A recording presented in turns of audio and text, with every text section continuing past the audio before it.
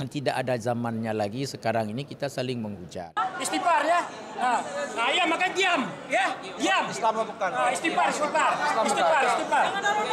Istighfar, diam. Islam bukan. Yang berkacau di sini. Ya, diam. Saling menyudutkan. Kamu tidak gede kayak mau. Kalau tidak kamu benar. Ji nak tamang Quran dia baca hadis, nak tamang hadis dia. Ji baca, ji dengar. Bek ni tak boleh pak. Yang ini jangan membid'ahkan, jangan mensyirikkan. Kita sesama kaum muslimin bersaudara. Jangan saling tuduh. Baik. Jaga emosi, sifat. Kalau orang tua kita dikatakan kafir, kayak mana mau kita? Jadi tidak ada lagi perselisihan paham ada tempat atau cara kita menyelesaikan permasalahan ini. Kita ciptakan suasana beribadah itu yang moderat.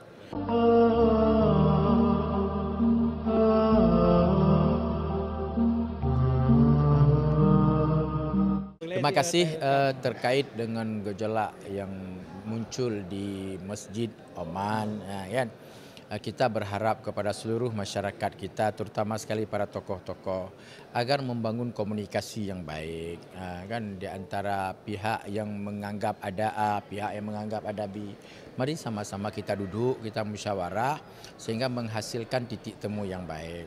Dan kita berharap di setiap masjid yang ada di Aceh, di tempat pelaksanaan kegiatan ibadah itu, mari sama-sama kita ciptakan suasana beribadah itu yang moderat.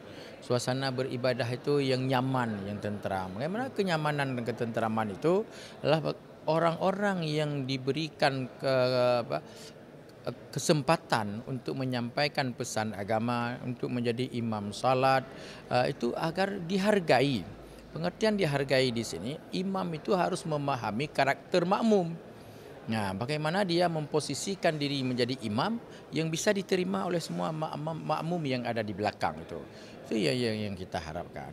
Jadi kita tidak lagi misalnya harus seperti A, harus seperti B, tapi berikan kesempatan kepada semua orang yang beribadah di tempat itu bisa melakukan ibadah dengan kenyamanan. Kenyamanannya apa? Dia melakukan ibadah sesuai dengan ilmu yang ada pada dia, bisa diterima, orang lain juga bisa diterima. Dan inilah yang harus memposisikan imam. Itu yang kita harapkan. Dan tidak ada zamannya lagi sekarang ini kita saling menghujat, saling menyudutkan. Enggak ada zaman, tidak ada lagi zamannya itu. Tapi sekarang ini bagaimana kita saling menghargai, saling menghormati, dan melihat apa yang telah dilakukan oleh orang-orang tua kita. Mereka telah meninggalkan Islam di daerah kita yang nyaman, yang aman. Jangan sampai pada generasi kita ini membuat perpecahan dan kekacauan di tengah-tengah masyarakat. Itu yang kita harapkan. Menyangkut pengajian salafi itu, Abu kan sudah ada ini fatwa daripada kita. Pengawasannya gimana? Enggak.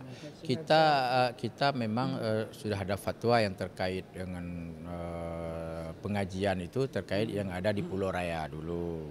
Ada Titir Kemala PD itu. Tapi sesudah itu kita tidak begitu gencar untuk melakukan ini karena kita berharap bahwa teman-teman itu bisa memahami kultur dan kearifan lokal kita. Dan itu yang terus yang kita sampaikan melalui teman-teman. Janganlah silakan menyampaikan pesan-pesan agama yang sejuk, yang ini jangan membid'ahkan, jangan mensyirikkan.